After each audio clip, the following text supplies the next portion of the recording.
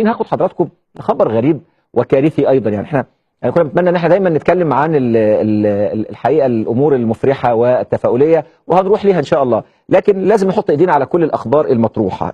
في دراسه طبيه بتقول انه الكاتشب بيشبه الطاعون في اضراره على صحه الانسان، لانه بيحتوي على مكونات ضاره جدا ومدمره للجسم، منها مركزات الطماطم الحمراء والخل المقطر او المقطر يعني، وشراب الذره عالي الفركتوز، وبودرة البصل والنكهة الطبيعية. مش بس الكاتشب لوحده، ده كمان المايونيز.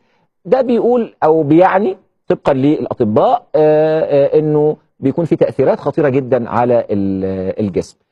في خبر نشر على أحد المواقع الأمريكية اللي هو هيلثي فود هاوس، قال أنه العديد من الأسباب لتجنب هذه الصلصة منها مكونات الكاتشب ثبت علميا انها بتشكل ضرر على الصحه. يبقى المكونات اللي بتدخل في الكاتشب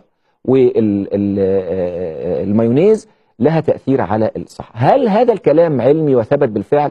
وبعدين ده احنا مدمنين للكاتشب والمايونيز. دكتور هشام الخياط، استاذ امراض الجهاز الهضمي والكبد، مساء الخيرات يا فندم.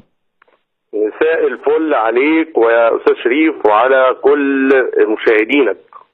اشكر حضرتك. يعني لو تضعنا في حقيقه هذا الامر والمنهجيه العلميه للتاكد منه، صحه الناس غاليه يا دكتور. هو انا من زمان بحذر من مضار الكاتشب، والحقيقه انت عارف حضرتك المره دي الاف دي اي اللي هي منظمه الادويه والاغذيه الامريكيه داخله ان هي هتعمل وورنينج زي ما بتعمل انذارات للادويه اللي ليها مضاعفات جانبيه، هتعمل كده على الكاتشب والمايونيز.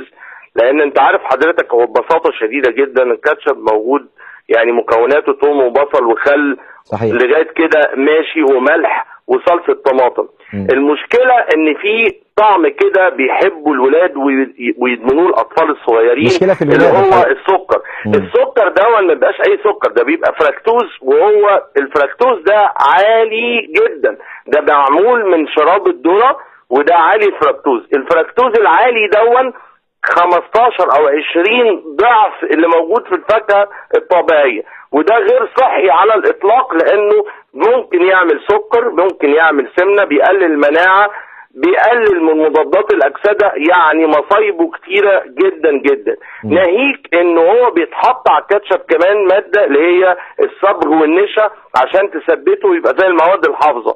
الماده دي الصمغ والنشا اللي موجود فيه ده بيؤدي بالتفاعل مع مكونات الكاتشب بيؤدي لماده سامه جدا وضاره جدا اسمها الفايلينين. الفايلينين دي ماده للاسف مسرطنه.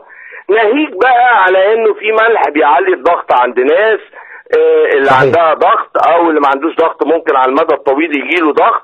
كمان ما ننساش حاجة مهمة، ان الطماطم والخل والمواد الحافظة اللي موجودة دي بتزود الحموضة الشديدة اللي موجودة عند البني ادمين الطبيعيين، فبتعمل ارتجاع في المريء على المدى الطويل.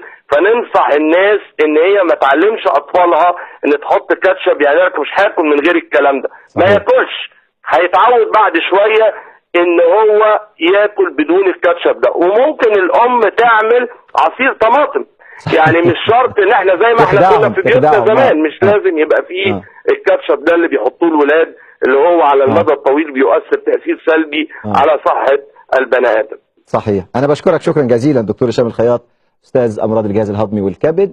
حقيقة تحذير واضح يا جماعة، بلاش الفاست فود بقى بكل انواعه، لانه الحقيقة بيسبب كوارث لاولادنا.